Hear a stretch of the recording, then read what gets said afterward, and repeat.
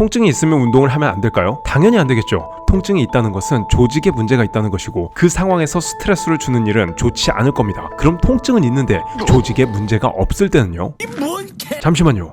개소리가 아닙니다. 조직에 문제가 없는데 통증이 있는 경우가 있습니다.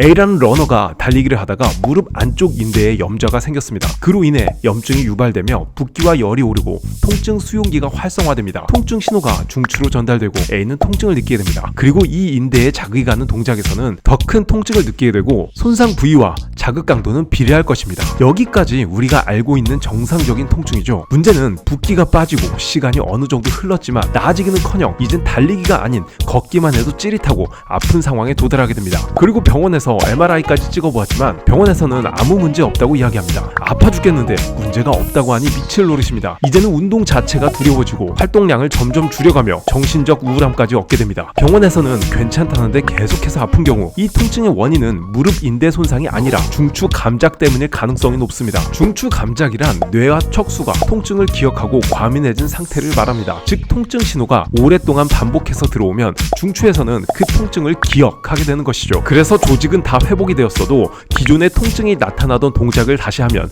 조직의 문제와 상관없이 중추에서 계속 통증을 생성해내는 것이죠. 이러한 신경계의 오작동으로 인해 두려움, 긴장, 통증 악순환이 반복되는 것이고 이게 만성 통증의 주요 원인 중 하나라고 볼 수 있죠. 그렇다면 이런 경우 운동을 해도 되는 것일까요? 네, 오히려 잘 설계된 운동이 중추 감작을 줄여 만성 통증을 없애줄 수 있다는 연구들이 계속해서 나오고 있습니다. 운동은 움직여도 안전하다는 신호를 뇌에게 전달해 새로운 학습을 시켜줍니다. 즉 두려워하는 특정 움직임을 점진적으로 시도하게 하여 공포 기억을 재구성하는 것이죠. 또한 세로토닌, 엔돌핀, 가바와 같은 통증 억제 물질을 분비시켜 흥분된 신경계를 진정시켜주기도 합니다. 그렇다면 모든 운동이 효과가 있을까요? 연구에서는 다양한 운동들이 좋은 효과를 주었으나 가장 중요한 건 점진적 과부하입니다. 아프지 않은 범위 내에서 조금씩 반복해 나가며 움직여도 안전하다는 경험을 주는 것이 중요합니다. 한 연구에서는 운동을 하기 전 통증 신경 과학 교육을 통해 통증이 뇌에서 만들어지는 점 그리고 중추 감작과 같은 내용을 명확히 인지시켜 통증에 대한 위험 인식을 낮추는 것이 선행되어야 한다고 합니다. 즉 정말 중요한 것은 불안을 없애주는 것이고 운동은 움직여도 괜찮다는 신체 경험과 뇌 학습을 반복시켜주는 것입니다. 실제로 부상 이후 중추 감작이 오는 사람들의 특징은 통증에 대한 불안이나